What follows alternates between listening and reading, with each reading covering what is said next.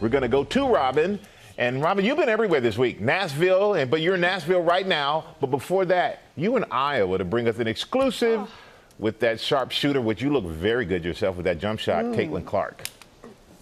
It's all about form, Michael. You know that. I spoke with Caitlin about everything from making college basketball history to her future as a pro in the WNBA.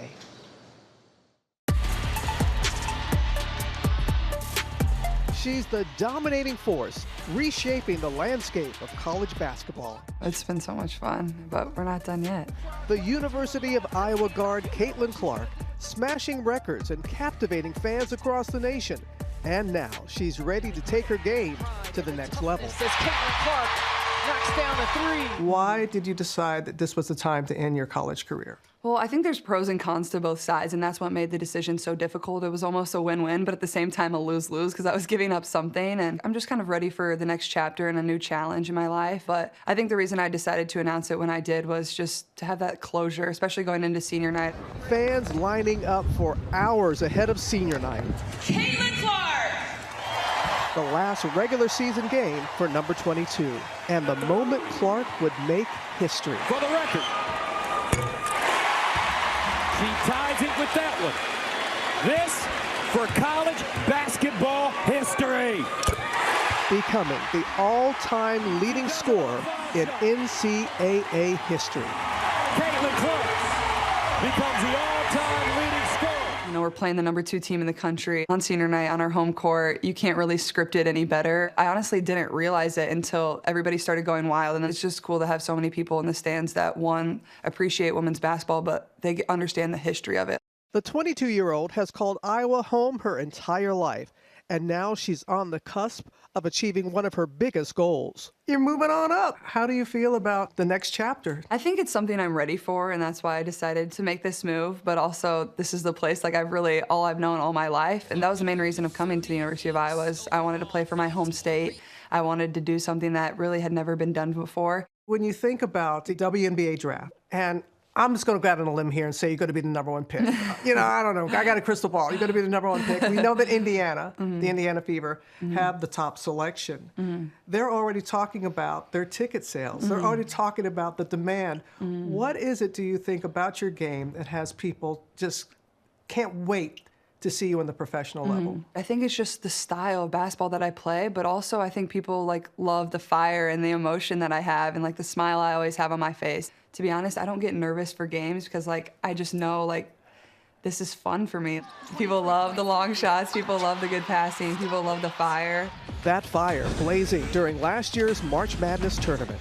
And there was a lot of talk about women athletes and being competitive and fierce and all that. I'm like, where you guys been? You've always been that way. Yeah, I think it still does surprise me that people get a little distraught about women being competitive and getting into little arguments on the court or having a little trash talk, and that's how it should be. I think more than anything, it's surprising you guys didn't know this is how women's sports are played.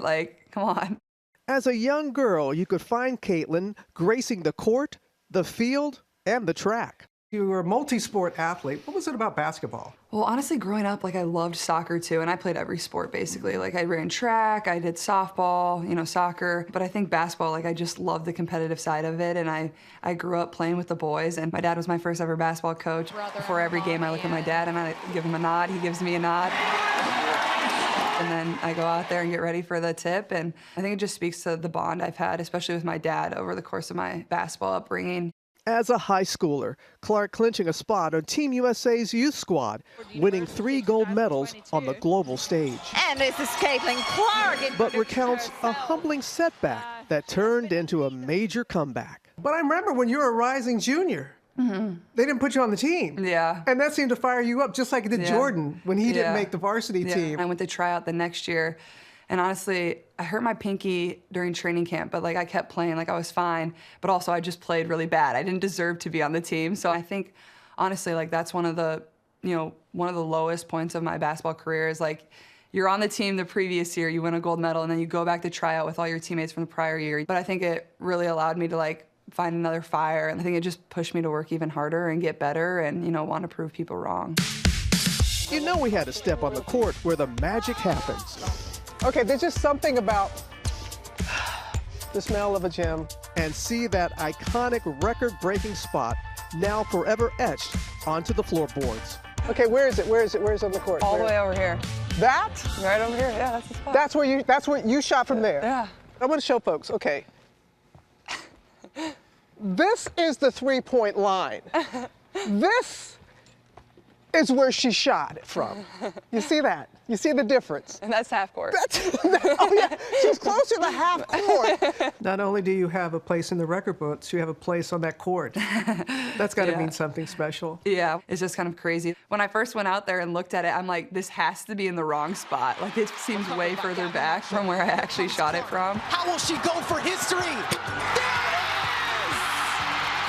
This is what I dreamed of. Like, I dreamed of playing in front of these types of crowds and these type of environments. During every national anthem or every pregame, like, I just try to take a deep breath and look around and, you know, soak in the environment because it seriously never gets old. It certainly does, and I had a great time in Iowa. The coaching staff, Lisa, the AD, Beth, they're all wonderful.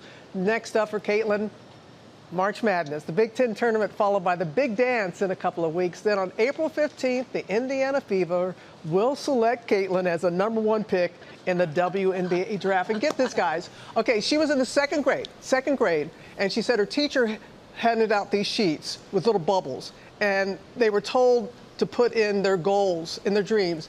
Caitlin Clark wrote in the second grade, dreaming of playing one day in the WNBA, and her mama still has that sheet with that goal. She knew back then that that was a goal of hers, and here she's going to be the top selection. Boy, but she's got work to do, got Yeah. March Madness. Yeah, she has that and a whole lot more. Wow, to write that in second grade, and for Robin to like look into her Yeah. crystal ball and know she's got to be first pick. It's amazing. I know. And then, can I say something too? She's a great coach. I was shooting bricks, okay? I mean, I was airballing bricks, and she just told me what to do with my elbow in the form, and I was just draining them. Not threes, but I was draining them. But she's a shot doctor as well. You made one for the camera. That's all we Right, needed. thank you, Robin. Only have to make one. Only have to make one. Well, hey there, GMA fans. Robin Roberts here. Thanks for checking out our YouTube channel. Lots of great stuff here. So go on, click the subscribe button right over here to get more of awesome videos and content from GMA every day, anytime. We thank you for watching, and we'll see you in the morning on GMA.